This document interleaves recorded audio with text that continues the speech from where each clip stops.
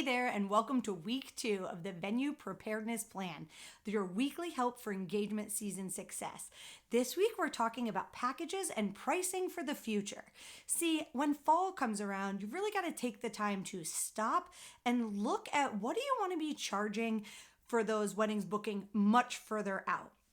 Because if you haven't stopped to evaluate your calendar, how much availability you have, you might be totally screwing yourself out of future revenue for the coming upwards of 24 months, right? Because once engagement season hits, and depending upon your market, people are planning anywhere from 8 months to 18 to 24 months out in terms of choosing their venue. So they're budgeting accordingly. So you've got to stop at this point and take that few minutes to evaluate your packages and pricing information.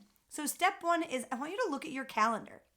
Look at, the upcoming year and see how many prime available dates do you have left? How many secondary dates like Fridays and Sundays do you have open? Know what your availability looks like.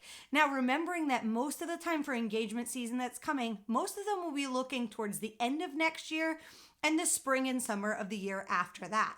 So the last minute availability that you might have during engagement season, let's say January to June, you might want to get a little bit more creative and aggressive on some of the packaging inclusions, or like adding bonuses in, or maybe even offering some discounts and bonuses for booking in your slower season.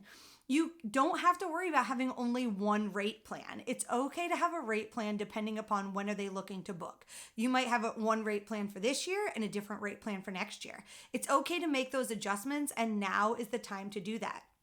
When it comes to your packages, you should be looking at a good, better, best pricing model, meaning that better package in the middle is the one that the majority of your clients are booking, but you want to have a good option that's a little bit less expensive that gets them in the door. Now, that might not be available on Saturdays in prime season. Maybe your good option is only Friday, Sunday pricing.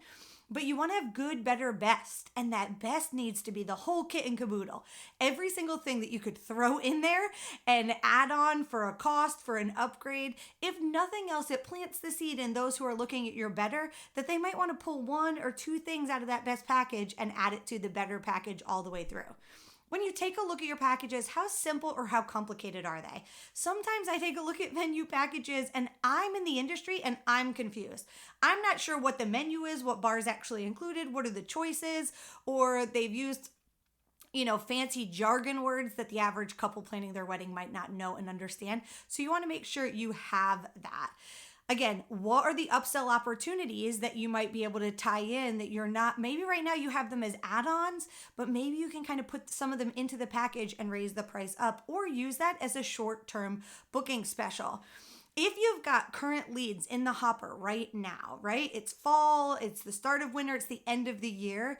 By raising your prices and adjusting your packages to change at the start of engagement season, it's a really good way to push those right through. You've been having conversations, maybe they've come to tours. You can give them a hard deadline as to when is the change going to start. This is really important to the success of looking at your packages and your pricing every single year.